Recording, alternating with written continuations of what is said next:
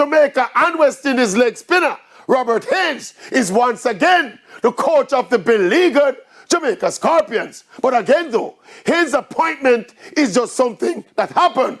The fact that it's his second stint is just something that happened again.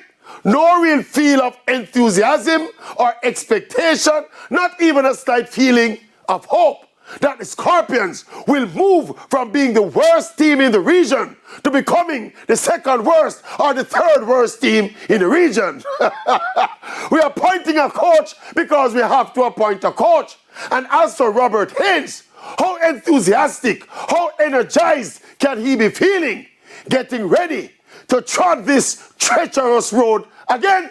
The fact of the matter is though, coaching won't make a big difference to the fortunes of the Jamaica Scorpions. Coaching cannot really solve quality and commitment issues. But like there has to be a Scorpion team, there has to be a coach. And the Maverick choose to talk about them. But really and truly, equal.